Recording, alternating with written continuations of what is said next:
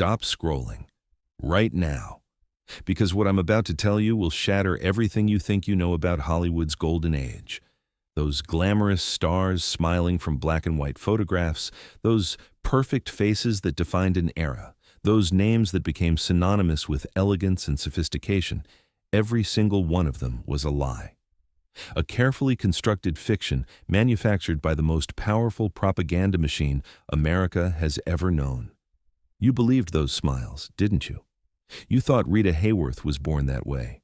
You assumed Cary Grant emerged fully formed from some aristocratic British manor. You never questioned why Rock Hudson's love life seemed so peculiarly managed, or why certain stars spoke without a trace of accent despite arriving in America as children. Forget it all. Everything the studio system told you was designed to sell tickets, not reveal truth. Today, we're descending into the basement of the dream factory, where identities were erased, histories were rewritten, and human beings were transformed into profitable illusions. I'm going to show you 10 stars whose entire careers were built on fabrications so elaborate, so comprehensive, that even they sometimes forgot who they really were. We'll see how studios didn't just hide flaws, they created entirely new people, complete with manufactured backstories, altered appearances, and personalities designed by committee. And I promise you this, each revelation will be more disturbing than the last.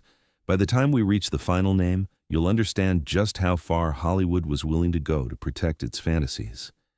But before we pull back the curtain on the first star, don't forget to subscribe to the channel and hit that like button, because this is the content they never wanted you to see. The woman the world knew as Rita Hayworth represented everything glamorous about 1940s Hollywood. With her auburn hair cascading in perfect waves, her porcelain skin glowing under studio lights, and her elegant movements that seemed almost choreographed by divine intervention, she became the embodiment of American beauty. Her image was plastered on bombers during World War II. Soldiers carried her photographs into battle.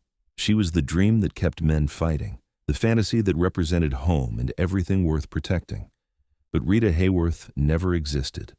The woman born Margarita Carmen Cancino in Brooklyn in 1918 had dark hair, olive skin, and a distinctly Latin appearance that reflected her Spanish and Mexican heritage. Her father, Eduardo Cancino, was a renowned Spanish dancer, and young Margarita performed in his dance troupe as a child, her natural features perfectly suited to the fiery, passionate roles she played. She was beautiful, talented, and utterly unmarketable, according to Hollywood's ruthless calculus of the 1930s. Columbia Pictures and studio head Harry Cohn looked at this young woman and saw a problem that needed solving. Her hairline was too low, too distinctly ethnic. Her dark coloring read as foreign on camera. Her very name announced heritage that middle American audiences supposedly couldn't embrace. So they set about systematically erasing Margarita Cancino from existence. The transformation they engineered wasn't a makeover, it was an execution of identity. They started with her hairline. For over a year, Margarita underwent painful electrolysis treatments that permanently removed hair from her forehead, raising her hairline by an entire inch to create a more American appearance.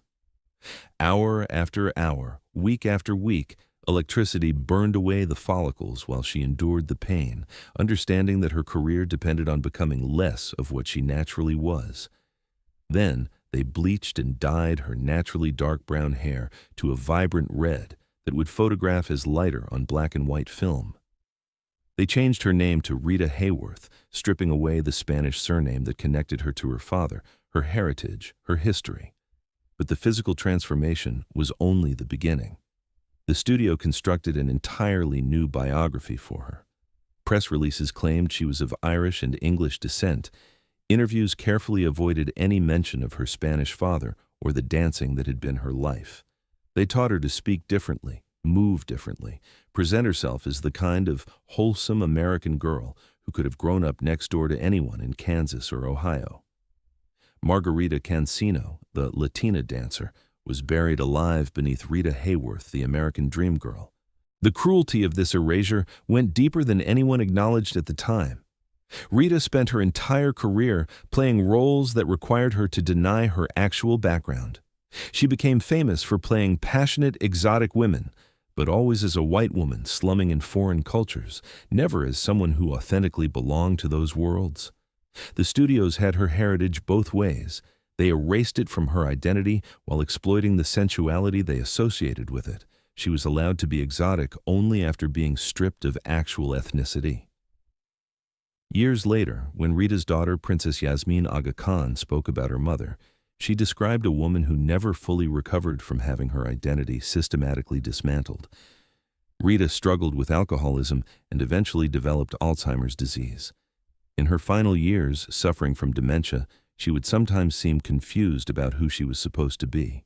The woman who had been forced to become someone else had difficulty at the end remembering which version was real.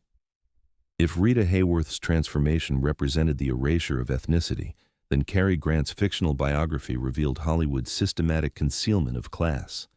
The man who became synonymous with effortless sophistication, who seemed born wearing a tuxedo, who embodied a certain aristocratic British refinement that Americans found endlessly appealing.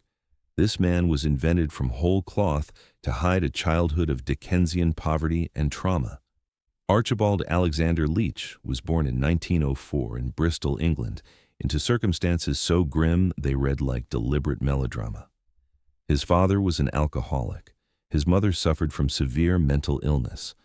When Archie was 9 years old, his father had his mother committed to an institution and told the boy she had died. Archie grew up believing his mother was dead, only discovering the truth 2 decades later when he was already a successful performer in America. His father had simply erased her from their lives, much as Hollywood would later erase Archie himself. The boy who grew up in Bristol's slums spoke with a thick working-class accent. He was malnourished, poorly educated, desperate to escape the suffocating poverty that defined every aspect of his existence. He ran away with an acrobatic troupe as a teenager, eventually making his way to America where he worked in vaudeville, stilts-walking and performing physical comedy that required no sophisticated dialogue. He was talented, athletic, and charming, but utterly wrong for the roles that would later make him famous. Paramount Pictures looked at this rough-edged acrobat and saw potential, but only if they could completely reconstruct him. They didn't just change his name from Archibald Leach to Cary Grant. They buried every trace of his actual history. Studio publicity departments invented a background that included private schools and cultured upbringing. They claimed his accent was the result of proper British education, not the self-taught elocution of a desperate young man trying to sand away the markers of poverty. They positioned him as the kind of man who had always worn expensive suits, who had inherited sophistication rather than painstakingly constructing it. The persona they created was so convincing that even people who worked closely with Grant seemed to believe it. Directors would describe him as naturally elegant, born to play aristocrats and gentlemen. But Grant himself knew the truth. He famously said, "Everyone wants to be Cary Grant. Even I want to be Cary Grant." This wasn't charming self-deprecation. It was the confession of a man trapped inside a fiction he could never escape. The tragedy of Cary Grant's fabricated identity went beyond simple deception. The studios didn't just hide his poverty. They made it impossible for him to acknowledge the trauma that had shaped him. He couldn't discuss his mother's institutionalization, his father's abandonment, the years of believing his mother was dead.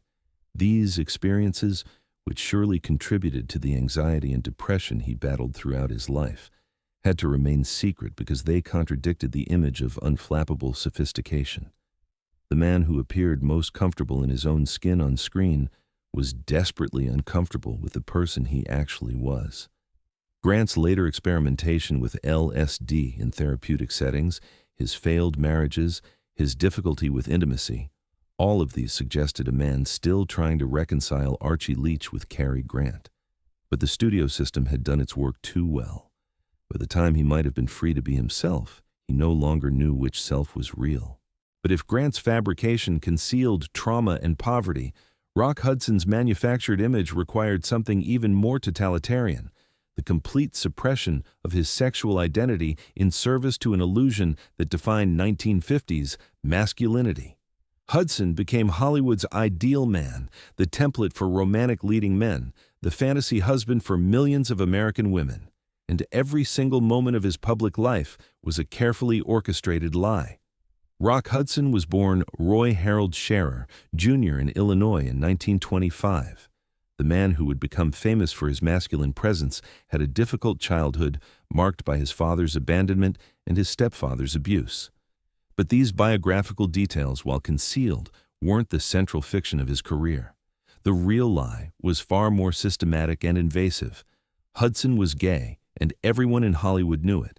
The studios knew it, directors knew it, agents and publicists and studio executives all understood perfectly well that their romantic leading man had absolutely no romantic interest in the women he swept into his arms on screen.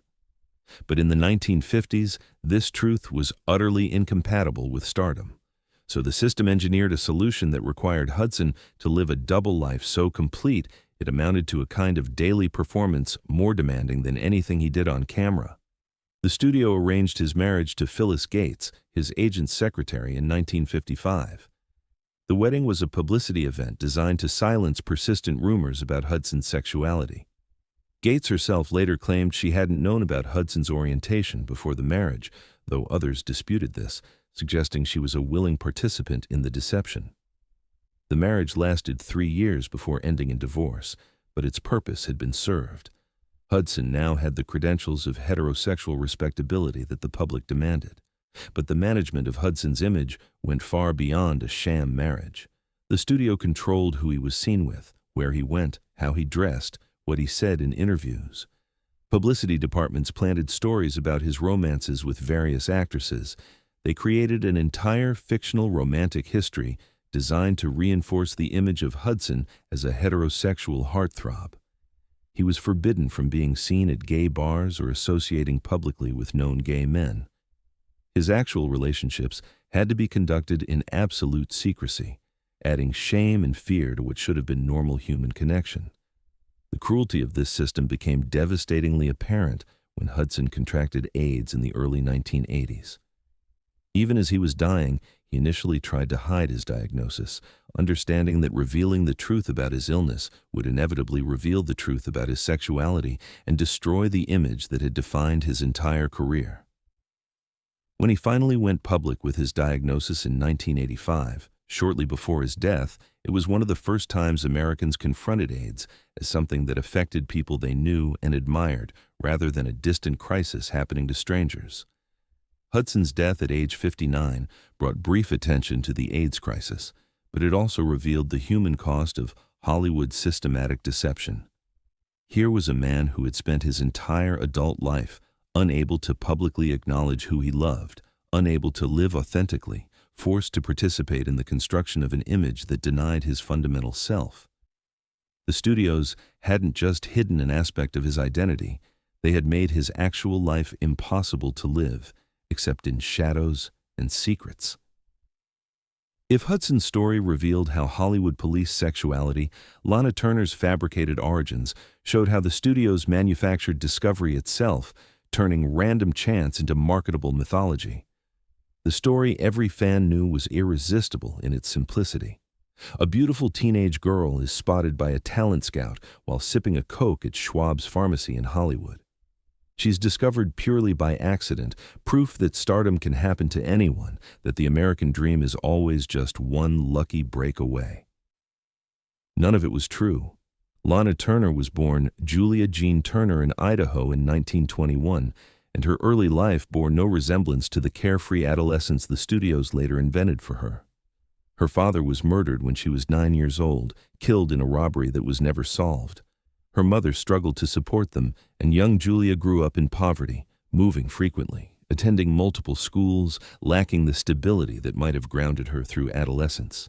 The famous discovery story was pure fabrication. Turner wasn't discovered at Schwab's Pharmacy. She was actually spotted at a drugstore called the Top Hat Cafe on Sunset Boulevard. But more significantly, she wasn't casually sipping a soda with no thought of Hollywood. She was a young woman actively pursuing opportunities in the film industry, skipping secretarial school classes to position herself where she might be noticed by the right people. Her discovery wasn't luck. It was the result of deliberate planning by a teenager who understood that her looks were her only viable escape from poverty. But the studios couldn't sell that story. They needed the fairy tale of accidental discovery because it positioned them as benevolent dream makers rather than calculating businesses exploiting young women's desperation. So they created the Schwab's pharmacy myth and repeated it so often it became accepted fact. They erased Julia Jean's murdered father, her mother's struggles, her own calculated efforts to break into pictures. Instead, they sold America a story about innocence rewarded by chance.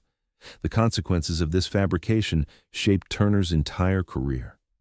Because her official story emphasized accidental discovery rather than ambition, she was perpetually positioned as someone who had stardom happen to her rather than someone who had fought for it. This narrative made it easier for studios to control her, to present her as perpetually grateful for opportunities they had supposedly granted her out of pure generosity. It also contributed to a public image of Turner as someone who drifted through life letting things happen rather than making choices, an image that would later be weaponized against her when her personal life became tabloid fodder. Turner's actual life, including her 8 marriages and the infamous incident in which her teenage daughter Cheryl Crane stabbed Turner's abusive boyfriend Johnny Stompanato to death in 1958, contradicted the sweet discovery narrative at every turn. But by then, the studios had moved on to new discoveries, new fairy tales to sell to an American public that apparently needed to believe success came from luck rather than desperation.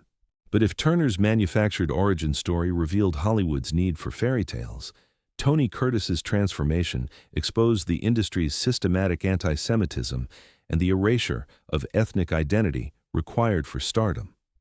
The man who became the embodiment of American masculine beauty in the 1950s was born Bernard Schwartz in the Bronx in 1925, the son of Hungarian Jewish immigrants who struggled in poverty, so grinding it defined every choice the family made. Bernard grew up speaking Yiddish at home and English on the streets, his thick Bronx accent marking him as unmistakably working class and urban. His parents fought constantly over money. His younger brother Julius was struck and killed by a truck at age 2, a trauma that shadowed the family. Bernard joined a street gang as a teenager, getting into the kinds of fights and trouble that come from having nothing and no prospects. He eventually joined the Navy during World War II, serving in the Pacific, and used the GI Bill to study acting after his discharge. He had talent, ambition, and striking good looks. But he also had a name that announced his Jewishness to anyone who heard it, and an accent that placed him firmly in New York's ethnic neighborhoods. Universal Pictures saw potential, but only if they could completely strip away Bernard Schwartz and replace him with someone Middle America would accept. They renamed him Tony Curtis, a name so carefully neutral it could have belonged to anyone from anywhere. They put him through intensive accent reduction training, hours and hours of speech coaching designed to eliminate every trace of the Bronx from his voice. They created a publicity biography that downplayed his Jewish background, emphasizing instead a vague American identity that suggested no particular ethnicity at all. When his parents visited him on set, studio publicists discouraged him from being photographed with them, worried that their obviously immigrant appearance would contradict the image they were building.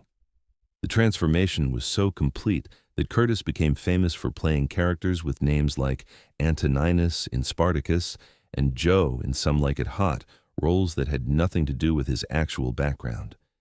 He was allowed to play Italian, he was allowed to play ambiguously ethnic characters, but he was never allowed to acknowledge his Jewishness publicly in any meaningful way. The studios had decided that Bernard Schwartz was unmarketable, and Tony Curtis existed specifically to bury him. Curtis later spoke with surprising honesty about the price of this transformation. He described feeling disconnected from his own history, unable to publicly acknowledge the experiences that had shaped him. When he wanted to make The Defiant Ones, a film that dealt explicitly with prejudice and featured Sidney Poitier as his co-star, the studio resisted, worried that Curtis was straying too far from his manufactured image. His interest in serious dramatic roles was seen as a threat to the lightweight pretty boy persona they had created for him.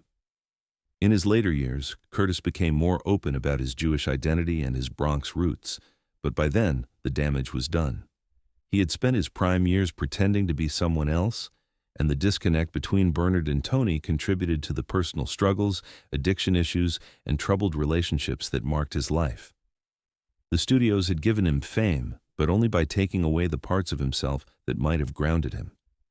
And if Curtis's story showed how Hollywood erased ethnicity, Doris Day's fabricated cheerfulness revealed something even more insidious: the systematic concealment of trauma behind an image of relentless optimism that served the studio's commercial interests while destroying the person forced to maintain it. Doris Day became synonymous with a certain kind of wholesome, cheerful American femininity. Her films presented her as perpetually upbeat, her smile never faltering, her faith in happy endings apparently unshakable. The phrase Doris Day movie became shorthand for light, uncomplicated entertainment where nothing truly bad could happen and everything resolved itself with sunshine and romance. Audiences loved her precisely because she seemed untouched by the darkness that marked most people's lives. But Doris Day was born Doris Mary Ann Kappelhoff in Cincinnati in 1922, and her life bore no resemblance to the sunny fantasies she projected on screen. Her childhood ambition was to be a dancer, but that dream ended at age 13 when a car accident shattered her right leg. The injury required months of painful recovery and left her with a permanent limp that she spent the rest of her life carefully concealing. She recovered and turned to singing, eventually marrying trombonist Al Jordan when she was 17. The marriage was immediately violent. Jordan beat her regularly, including while she was pregnant with their son Terry. She left him after less than 2 years, but the trauma of that relationship shaped everything that followed. Her second marriage, to saxophonist George Weidler, lasted less than 3 years. Her third marriage, to agent Martin Melcher, seemed more stable, but Melcher systematically controlled and exploited her. Melcher managed every aspect of Day's career and finances, and when he died in 1968, Day discovered that he and his business partner had squandered and embezzled virtually her entire fortune, leaving her nearly $500,000 in debt. The man she had been married to for 17 years, who had presented himself as her protector and manager, had been stealing from her systematically while committing her to projects she didn't want to do, including a television series she knew nothing about until after his death. But none of this reality was ever allowed to intrude on Doris Day's public image. The studios had decided she was America's sweetheart, perpetually cheerful and optimistic, and that image had to be maintained regardless of what was actually happening in her life. She couldn't publicly acknowledge the violence in her first marriage because it contradicted the wholesome image.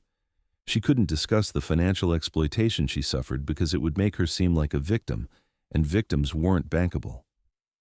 Day later spoke about feeling trapped by her image, forced to maintain a performance of cheerfulness that had nothing to do with her actual emotional state. She described struggling with anxiety and insomnia throughout her career, but these struggles had to remain private because they contradicted the persona the public demanded. The woman who represented uncomplicated happiness to millions was privately dealing with trauma, exploitation, and fear, but the studios required her to keep smiling. The cruelty of Day's situation went beyond simple deception. The studios weren't just hiding aspects of her life. They were requiring her to perform an emotional state she didn't feel, day after day, year after year, creating a disconnect between her public and private selves, so complete it became a kind of madness. When she finally retired from public life in the 1970s and devoted herself to animal welfare advocacy, it felt less like a new chapter than an escape from a prison of perpetual false cheerfulness. But if Day's story revealed how Hollywood required women to perform happiness, Joan Crawford's systematically altered biography showed how the industry manipulated time itself, creating stars who existed outside normal aging, their histories constantly rewritten to maintain an illusion of ageless glamour. Joan Crawford became famous for her discipline, her perfectionism, her refusal to show weakness or age. She maintained her star status for nearly 5 decades, an almost unprecedented achievement that seemed to suggest she had somehow transcended the normal limitations that ended most careers. But this longevity was built on a foundation of systematic deception about the most basic facts of her existence. Crawford's age was a moving target, adjusted repeatedly by studio publicity departments to fit whatever narrative best served her current image. Depending on which studio biography you consulted, she might have been born in 1904, 1905, 1906, or 1908. The truth is that she was probably born Lucille Fay LeSueur in 1908 in San Antonio, Texas, but even this basic fact remained disputed throughout her life because Crawford herself participated enthusiastically in obscuring the truth. Her childhood, as she told it in authorized biographies, involved a father who disappeared before she was born and a mother who ran boarding houses and struggled to support the family. But even these basic details shifted, depending on when you asked. Sometimes her father had died, sometimes he had abandoned them, sometimes the circumstances were left deliberately vague. Her early life before Hollywood became a kind of blur, details changing to suit whatever image she was currently projecting. The studios didn't just alter Crawford's age, they repeatedly reconstructed her entire personal history to match her current roles and public image. When she was playing working-class shopgirls in the 1920s, publicity emphasized her humble origins. When she transitioned to more sophisticated roles in the 1930s, her background suddenly became more genteel. When she made her comeback in the 1940s with Mildred Pierce, playing a woman who had struggled and survived, her publicity biography was adjusted again to emphasize resilience and reinvention. This systematic manipulation of basic biographical facts created a strange situation where Crawford existed in a kind of timeless present, never quite belonging to any particular era because her history kept shifting. She became famous for her self-invention, for repeatedly reinventing herself to stay relevant. But this wasn't the triumphant story of a woman taking control of her own narrative. It was the story of a woman who had colluded with the studio system to erase her actual self so thoroughly that even she seemed uncertain about the truth.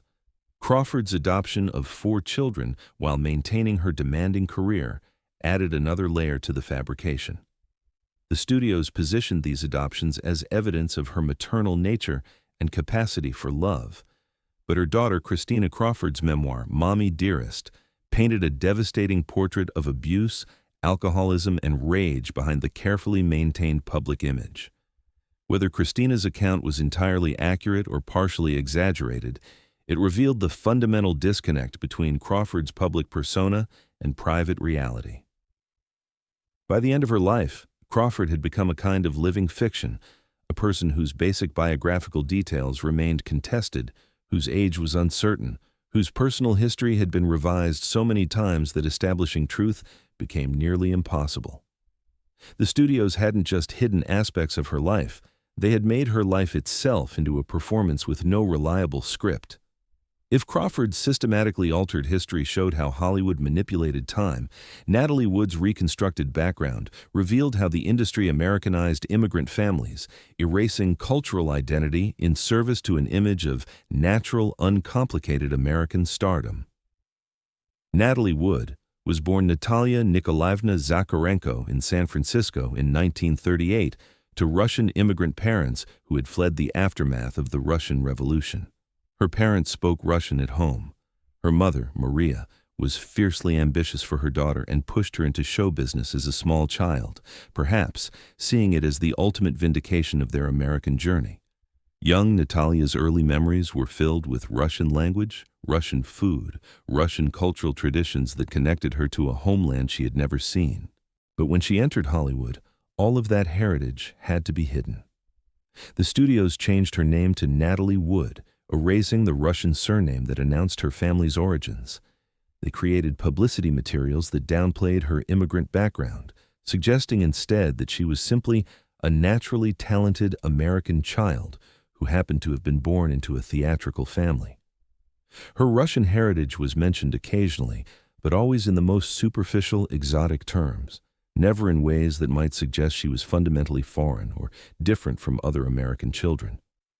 The systematic erasure of Wood's cultural background went beyond simple name changes. Studio publicists discouraged her from speaking publicly about her family's immigrant experiences or the Russian language she spoke at home. They wanted her to represent uncomplicated American girlhood first as a child actress and later as a young woman.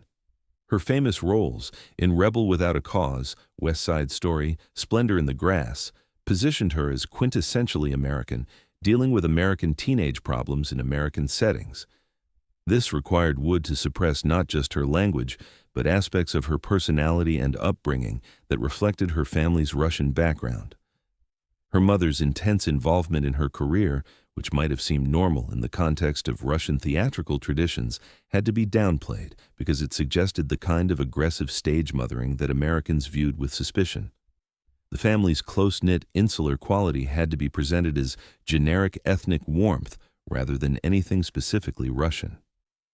Wood's personal struggles later in life, including her well-documented fear of water that made filming water scenes traumatic for her, her 3 marriages including 2 to the same man, and her tragic, drowning death in 1981 at age 43, suggested a person struggling with demons the public never fully understood. Some biographers have connected her difficulties to the pressure of maintaining a public image that had nothing to do with her actual cultural background and family dynamics. The systematic suppression of Wood's Russian identity represented a broader pattern in Hollywood's treatment of immigrant families. The industry wanted to sell the American dream, which meant presenting stars as naturally American rather than as people whose families had fled revolutions, escaped poverty, or sought refuge from persecution. The complexity of immigrant experience, the loss, the dislocation, the maintaining of dual identities, had no place in the simplified narratives the studios preferred. But if Wood's story revealed Hollywood's erasure of immigrant identity, Rudolph Valentino's manufactured persona showed something even more disturbing. How the studios created fantasy figures so divorced from reality that the actual person disappeared entirely beneath layers of exotic projection and calculated mystique. Rudolph Valentino became the first male sex symbol of American cinema, the Latin lover whose smoldering intensity drove audiences wild in the early 1920s. Women reportedly fainted at his appearances. His funeral in 1926, after his sudden death from peritonitis at age 31, drew tens of thousands of mourners in scenes of public hysteria unprecedented for an entertainer. He became a legend, a symbol of dangerous foreign sensuality that American women found irresistible.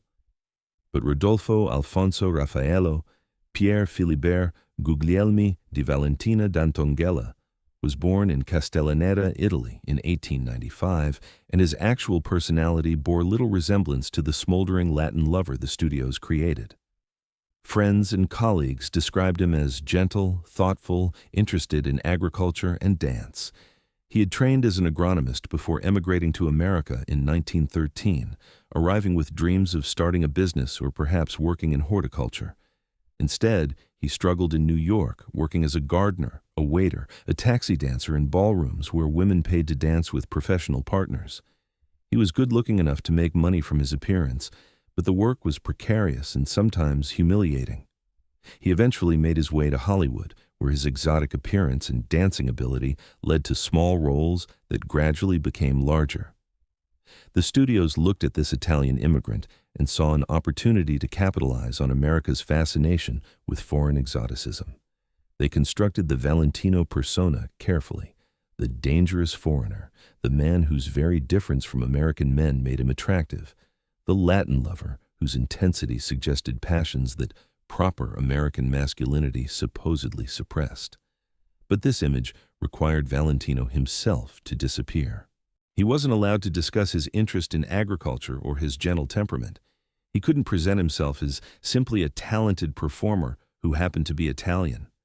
Every interview, every publicity appearance, every aspect of his public life had to reinforce the exotic, dangerous, sexualized image the studios had created. He had to be perpetually foreign, perpetually other, perpetually performing a version of masculinity that had nothing to do with who he actually was. The pressure of maintaining this persona contributed to Valentino's personal difficulties. His marriages both failed, possibly in part because the public Valentino was so different from the private man that intimate relationships became impossible. He faced vicious attacks from male critics who mocked his perceived femininity and suggested he represented a threat to proper American manhood. He couldn't defend himself effectively, because doing so would require breaking character, admitting that the Latin lover was a performance. When Valentino died suddenly in 1926, the public mourning reached hysterical proportions. But the people weeping at his funeral weren't mourning Rodolfo Guglielmi.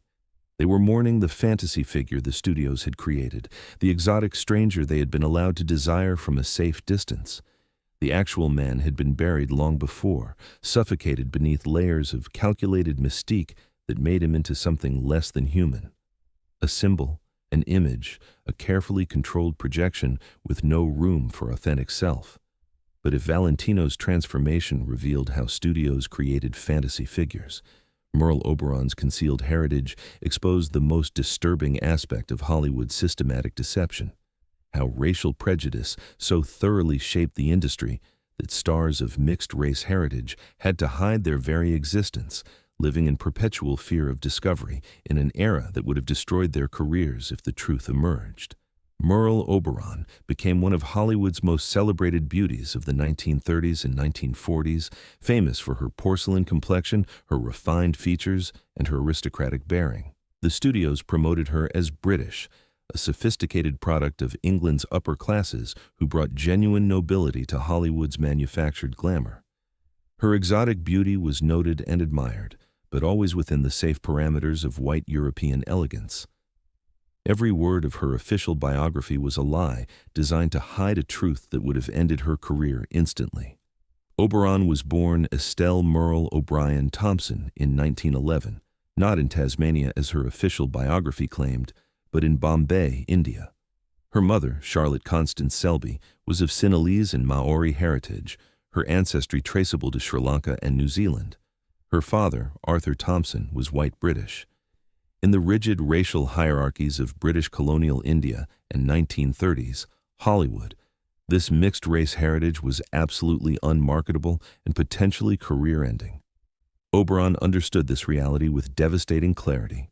She and her mother constructed an elaborate deception that they maintained for Oberon's entire career. Her mother posed as her maid, a servant who accompanied her famous daughter, hiding in plain sight the relationship that might have revealed the truth.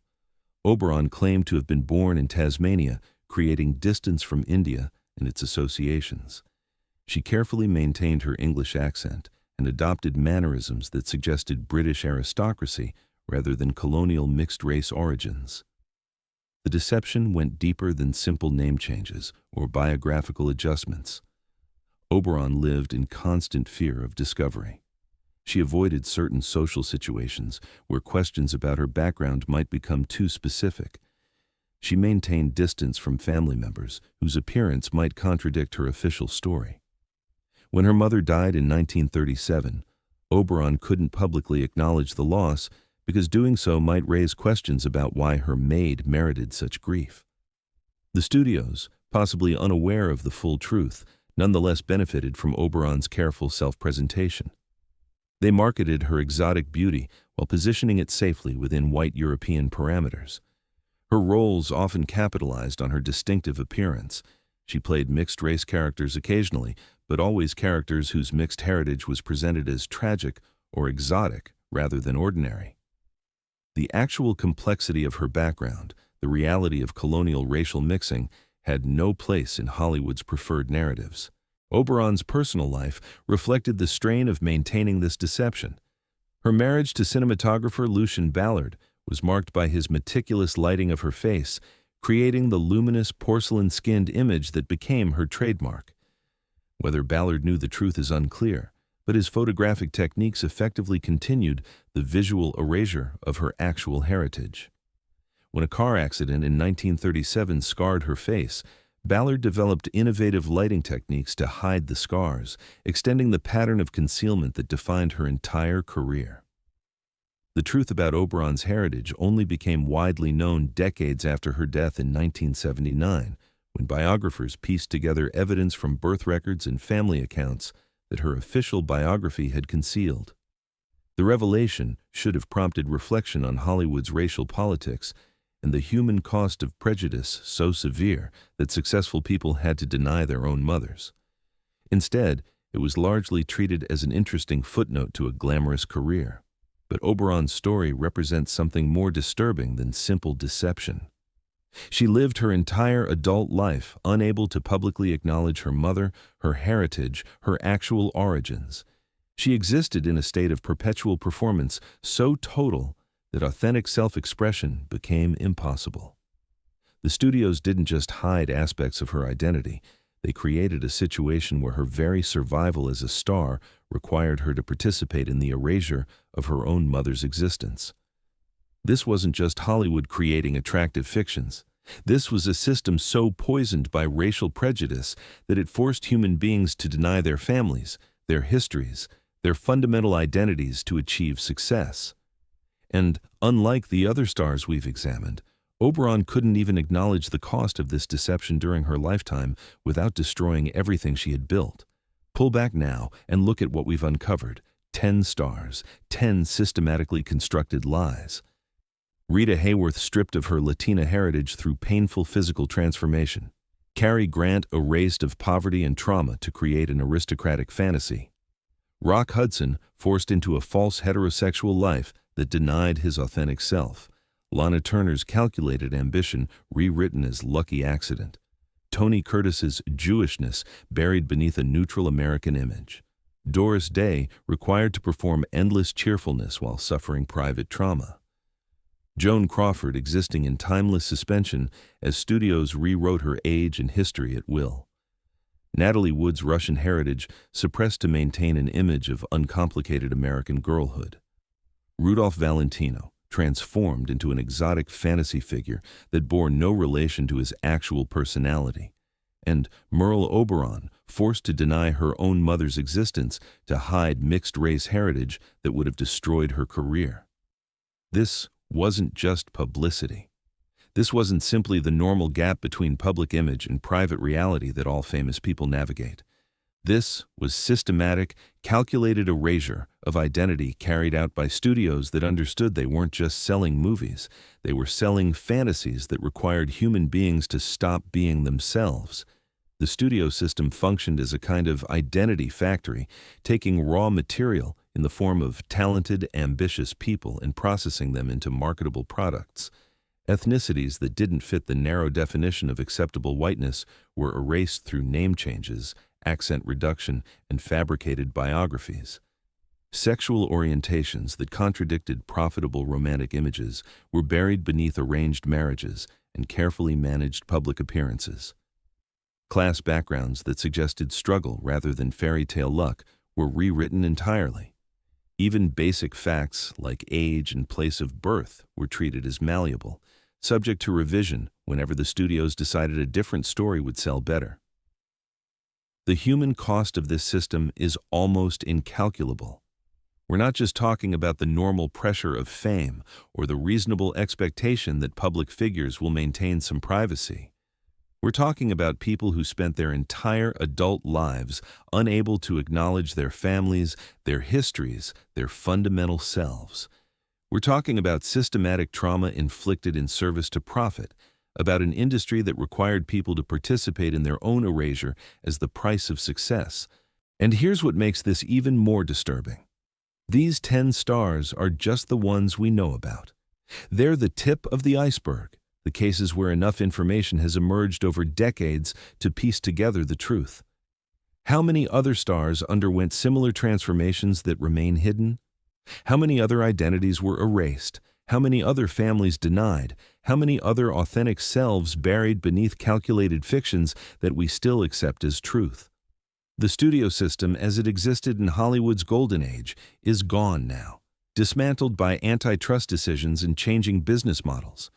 But the fundamental dynamics it revealed, the pressure on anyone in the public eye to present an acceptable image rather than an authentic self, the systematic privileging of certain identities over others, the treatment of human beings as products to be marketed rather than people to be respected, these haven't disappeared. They've just evolved. Every time a young performer today changes their name, every time someone's ethnic heritage is downplayed in publicity, every time an actor or actress is required to maintain a public image that contradicts their private reality, the ghost of the studio system lingers. The machinery is more subtle now, the deception's less total, But the fundamental calculation remains. What version of this person will sell, and how do we make sure that's the only version the public sees? You've looked behind the curtain now.